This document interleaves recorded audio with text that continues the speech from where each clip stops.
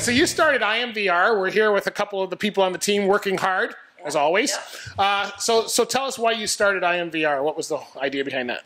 IMVR was created when I had seen the vision, knowing being able to replay and to be able to virtually see without the use of equipment, and be able to talk to people afterwards, Bruce. You know, about how, and be able to actually replay what you actually seen. Like, did I see that? Did I not? And this is the way. So is this primarily used for new drivers or retesting older veteran drivers? Everybody. So everybody can do it? Yeah. A lot of new drivers right now, great tool that way, going into the schools. It's new to them. And then with, we're getting the post-accidents come through. And, you know, what happened, recreate, let's talk about it, using it as a tool that way. Through insurance and whatnot. And having just be able to focus and to be able to say, hey, like, this is what I did see, and, you know, just create your confidence. You know? So what's been the, so we're trying to improve the professionalism of the industry, and you've got some customers who have this, so what's the general consensus of, do they think virtual reality is a way of redoing this, of training people? Definitely. It's the replay, Bruce, that everybody is really feeding on and realizing the value of it. So you don't have the cost of the equipment, that end of things, but the value over and above that is that you're going to be able to replay, and you actually see where the driver's eye is looking. Right? And then you get the seasoned driver, and if you were doing the circle check module, for example, then you would be able to go back and you could start testing them and messing around with them a little bit, you know, getting, you know, different items that way, and it gets to be a very fun learning tool. And it's a way of they get a whole record, so they can go back and retrain person if they've said, here's where you're locking. 100%. That's right, exactly, and it stays with them. So it's unique to every person. Is unique. It stays that way. You know, from this point forward. Okay, good. So it's since I've seen it last, it keeps improving every time I see it. So what kind of modules do you have now? Because I remember when it was just driving around the yard. But... You've seen us right from the beginning. So thank you. It's been the journey's continuing quickly. So now we've got the full circle check module, and it's sitting. Right now it's with the tractor and a van, and the reefer as well. We are moving through to the cement truck. We're going to have one for the dump truck. As well as all the other, the flatbeds and whatnot.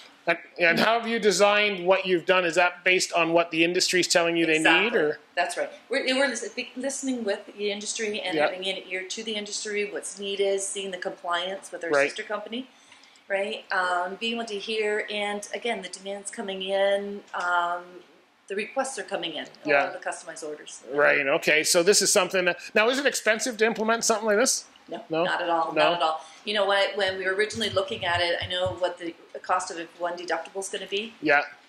And once you invest that deductible for once, once a year, you don't know what you're going to prevent. Hopefully, you're preventing a lot. You know, but the fees are very. So can you do multiple users at the same time on the system? Yeah. So we just launched our the first multiple user site, our set, excuse me, and we have 5. So you've got the actual trainer himself, or herself, behind it, and they're the only ones that will hold the wand, like the handset, to be able to point, and that is what's going to slow down or lessen any motion sickness or anything that way. You know, no problem. And then as the class is all watching, so you've got 5 behind the headsets, and you've got 2 observing that way. So even with the social distancing, you're still being able to observe onto the actual terminal itself, like the monitor. They're going around, so and they're all, so you have 1 student, and they don't have to be, 5 of those students can be outside the actual classroom. They can be at home. They just have to sign in. But they can still see what's going on at the same time. So it's a great way of bridging the models from what we've gone through with the pandemic to live training. Exactly. So your customers have been excited about this. Definitely. You know, and the idea is and that's why working with the industry and being great in the industry is why it's bringing us. We're different than anything else coming. And what's the take from the drivers or the training people that are using it? Are they finding this is an effective way of learning the truck and the system? It's interesting, Bruce, because we went through so much technology change for an industry that wasn't used to it. Like, we didn't change at all. You know what I mean? Like, our jokes is about all we changed for the longest time. And now the industry has done such a change in technology. When this came, it was like, okay, how are they going to respond? Right. Right? And fair enough. And basically what we're finding that the seasoned drivers are responding the best. Right. Okay. You know, because they're wow, here's another great tool I can add to a toolbox. Yeah. Yeah. And they're realizing, like, yeah, and now they're realizing they can get that message and be able to bring in the people that are really truly interested in the industry, and they can just show them on their laptop. Yeah, yeah. So now you have a team that is probably from outside of the industry. They're all game designers or whatever, wherever their skills are.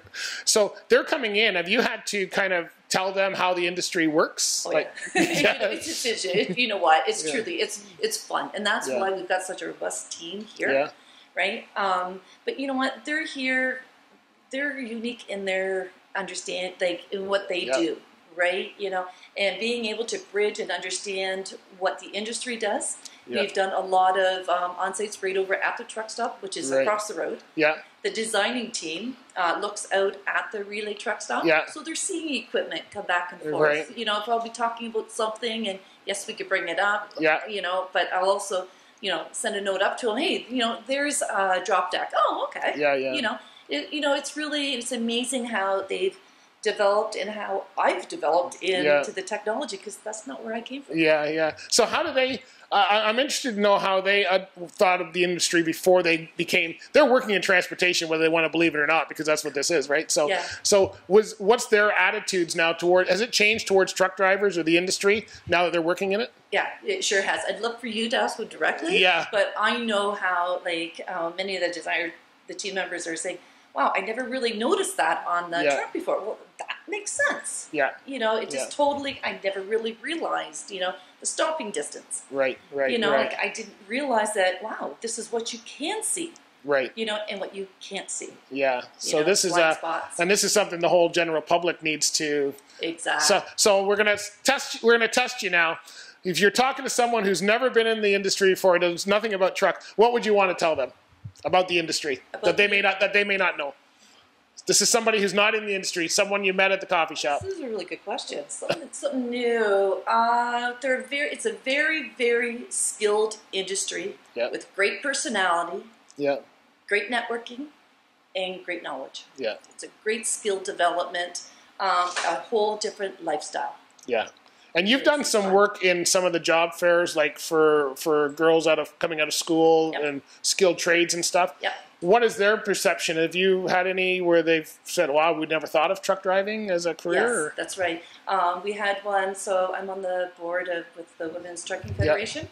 And Dana is just finishing going through with one of the schools with Chet. And when she wasn't sure how she was going to come in or how, and now realizing she's coming out, she goes, wow, I knew I wanted to get into this. Right. And the more she's getting into it, the more she's like, it's a passion. Like, I absolutely love it. It's a very fun industry, you know, very skilled, but at a whole different pace. Did it start with her trying your IMVR program? It didn't. But she did try. She was using it over there. Yeah, she was. Right. No, unfortunately, no, not. But like I say, I do believe that the industry, you got to start from the grassroots up. Yeah. Right, and if we could get that message into the schools, and that's what we were doing, and touring around all last year, going to the schools and the skills, conferences. Yeah. Right. That's what, if I can get that message out there, then I know we're contributing to the industry. And, you know. So you need to make a truck driving one for. I see a lot of truck driving ones online. So I guess but they're just games. They're not the actual thing. Yeah. So where do we go to find out more about IMVR? Where should we go now? www.imvr.ca.